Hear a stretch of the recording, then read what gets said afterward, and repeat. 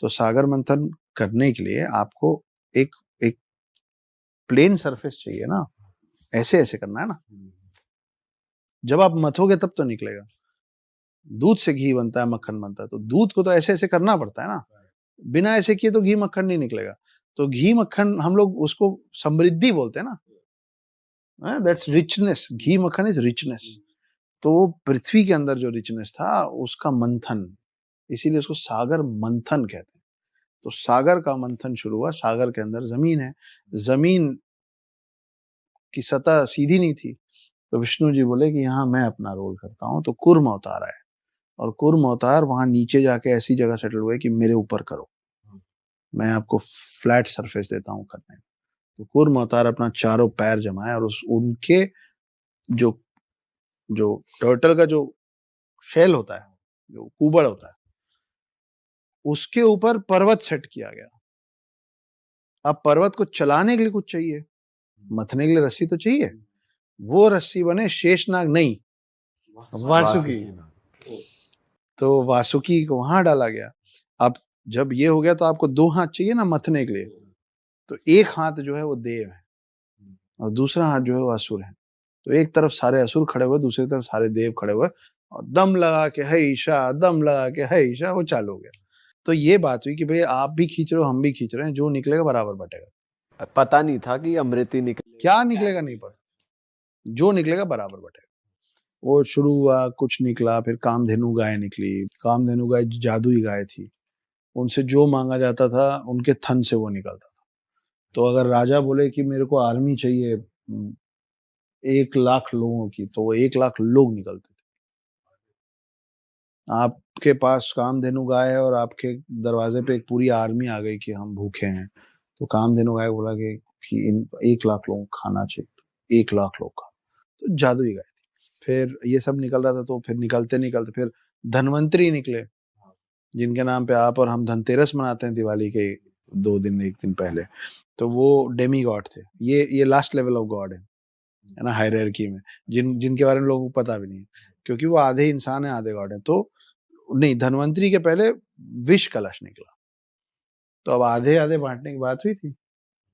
तो अब विष निकला, अभी तक अमृत तो निकला ही नहीं था, हाँ? तो उसको जो पिएगा वो मर जाएगा। तो जब मर जाएगा तो फिर अमृत का क्या करेगा वो? तो सारे हाथ खड़े कर दिए, बोले हम नहीं पिएंगे। लेकिन सागर मंथन का ये भी रूल था कि जो निकला है ना, जब तक आप उसको ग्रहण नहीं करोगे तब तक कुछ और नेक्स्ट निकलेगा। वीडियो गेम में आप जब तक ये ड्रैगन नहीं मारोगे तो नेक्स्ट स्टेज में नहीं जा सकते, है ना। तो लाइफ भी ऐसी है कि जब आप एक आपका अध्याय जब तक आप नहीं खत्म करते हो, आप दूसरे अध्याय में पड़ाव में नहीं जा पाते। तो सब रुक गया, सागर मंथन रुक गया। सब एक दूसरे को बोले कि, क्योंकि उस समय तो भगवान भी वो नहीं हुए थे ना, अमर नहीं हुए थे ना, क्योंकि अमृत तो निकला ही नहीं है। तो सब बोले पागल है क्या, मैं नहीं पीऊंगा। वो बोले हम क्यों पिए। तब आए शिव जी, बोले ठीक है, इसको इसको ग्रहण करना है ना, ये तो नहीं लिखा ना कि इसको धारण करना है, इसको ग्रहण करना। तो मैं इसको ग्रहण करता हूँ। तो यहां से उतार के यहाँ रोक लिया, इसलिए उनका नाम पड़ा नीलकंठ, क्योंकि वो विष था तो उनका पूरा गर्दन ये नीला हो। तो उन्होंने यहीं पे रोके रखा उसको, यहाँ रोक दिया। तो उन्होंने कंठ में रोक लिया, क्योंकि उनको भी मालूम है कि ये विष उतारूंगा तो गड़बड़ है मामला। उसके बाद फिर बोले चलो एक प्रॉब्लम टला, चलो फिर शुरू। तब निकले धनवंतरी। धनवंतरी को गॉड ऑफ मेडिसिन भी बोलते हैं, वो पहले चिकित्सक हैं। तो उनके हाथ में कलश था, उसमें था अमृत।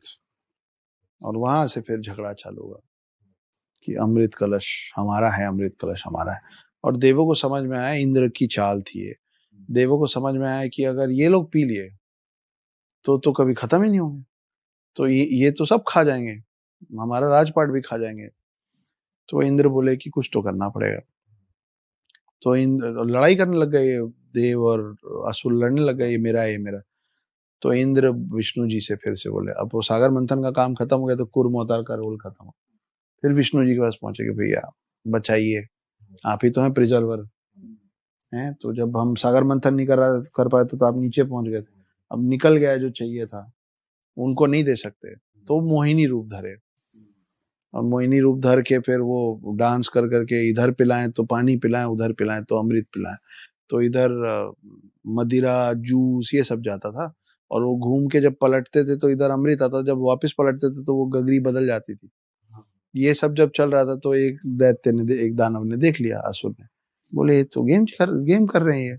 वो चुपचाप इधर से उठ के उधर जा गया, दूसरे साइड जाके बैठ गया कि तो जब वो पीना उसका नंबर आया, वो पीने लग गया, तो फिर ये लोग इंद्र वगैरह चिल्लाए कि अरे विष्णु जी से गड़बड़ हो गया, ये इसको नहीं पीना था। और ये जैसे ही सुना तो उठ के भागा तेजी से। तो जब ये भाग रहा था तो इसके अंदर अमृत उतर रहा था और ये भाग रहा था। तो मोहिनी रूप छोड़ के विष्णु जी वापस अपने रूप में और चक्र उसके ऊपर चलाया, तो बीच से कट गया, लेकिन तब तक वो अमर हो चुका था।